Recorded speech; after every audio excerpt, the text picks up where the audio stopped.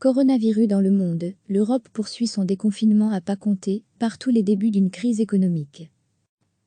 L'Europe poursuit ce lundi son lent retour à la normale, avec une nouvelle levée des restrictions imposées en mars en raison du coronavirus, au moment où l'OMS se réunit, virtuellement à Genève, pour envisager la manière de gérer à l'avenir la pandémie. Partout dans le monde, les autorités partagées entre crainte d'une deuxième vague et catastrophe économique tentent d'alléger un confinement aux conséquences parfois douloureuses.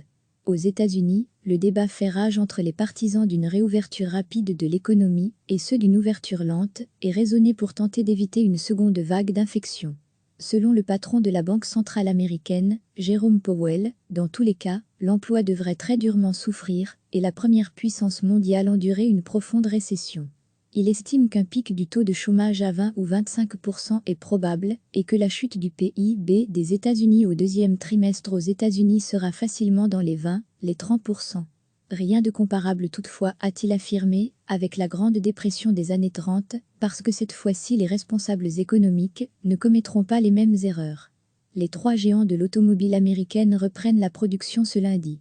Mais l'inquiétude reste grande sur les chaînes de montage, où il est difficile de garder ses distances et d'éviter la propagation du coronavirus.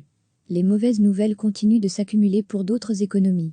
La troisième du monde, le Japon, est entrée en récession, avec un deuxième trimestre de contraction d'affilée du produit intérieur brut entre janvier et mars, alors que la crise du coronavirus commençait à frapper, selon des données publiées lundi par le gouvernement. L'Italie, un des pays les plus touchés dans le monde depuis le début de l'épidémie de Covid-19, débute lundi la phase 2 de son déconfinement, avec la réouverture des commerces, cafés et terrasses. Le pays, premier dans le monde à avoir adopté un confinement total de sa population, profite depuis le 4 mai d'un peu de liberté retrouvée, à la faveur d'une première levée partielle de restrictions. Degré retrouvé, tout notre dossier sur le coronavirus, symbole fort dans ce pays catholique, la basilique Saint-Pierre ouvre ses portes ce lundi aux visiteurs, mais les fidèles devront encore patienter pour y entendre la messe. Celle-ci aura en revanche bien lieu lundi en milieu de journée au Duomo, la majestueuse cathédrale de Milan, au cœur de la Lombardie, durement éprouvée par l'épidémie. Autre monument célèbre à rouvrir ses portes, l'Acropole d'Athènes retrouve ce lundi ses visiteurs comme tous les sites archéologiques en Grèce, avant le retour espéré des touristes, essentiel à l'économie du pays. Les écoles secondaires rouvrent également leurs portes ce lundi en Grèce. Les écoliers français des classes de 5e et 6e retrouvent eux aussi lundi les bancs de l'école, mais seulement dans les régions les moins touchées par l'épidémie. La Belgique voisine rouvre également ses écoles. Et du Portugal, à l'Azerbaïdjan en passant par le Danemark, l'Irlande ou l'Allemagne, plusieurs pays européens rouvrent leurs restaurants, cafés et terrasses, dont les fameux Biergarten, les brasseries en plein air de Bavière. Les Allemands ont déjà eu le privilège ce week-end de retrouver leur Fußball, avec la reprise du championnat national, la Bundesliga, première du genre à reprendre en temps de pandémie. La victoire sans saveur du Bayern de Munich contre l'Union Berlin, 2-0, a pourtant eu un goût de caviar pour les fans de foot, sevrés de matchs depuis plus de 2 mois à cause du coronavirus. La chaîne allemande Ski a enregistré ce samedi plus de 6 millions de téléspectateurs en Allemagne et battu ses records d'audimat. La reprise a aussi été largement commentée dans le monde entier. Wunderbar, merveilleux, a titré en allemand le journal britannique Mirror on Sunday. La pandémie du nouveau coronavirus a fait au moins 313 611 morts dans le monde depuis son apparition en décembre en Chine, selon un bilan établi par l'AF à partir de sources officielles dimanche à 19h GMT. En Espagne, durement frappée, 27 650 morts, et entrée dans un déconfinement progressif, le nombre quotidien de décès est tombé sous la barre des 100 pour la première fois depuis 2 mois. De quoi renforcer la volonté de certains Allemands d'obtenir enfin le droit de profiter de leur résidence secondaire sous le soleil de l'île de Majorque. Depuis fin avril, plusieurs centaines d'entre eux ont envoyé des lettres souvent incendiaires demandant à l'archipel des Baléares, où se trouve Majorque, de permettre aux propriétaires étrangers de venir, ce que Madrid refuse toujours, en dépit du poids économique des milliers d'Allemands installés aux Baléares. L'Europe poursuit ce lundi son lent retour à la normale, avec une nouvelle levée des restrictions imposées en mars en raison du coronavirus, au moment où l'OMS se réunit, virtuellement à Genève, pour envisager la manière de gérer à l'avenir la pandémie.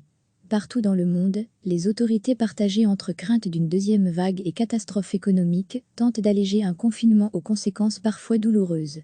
Aux États-Unis, le débat fait rage entre les partisans d'une réouverture rapide de l'économie et ceux d'une ouverture lente et raisonnée pour tenter d'éviter une seconde vague d'infection.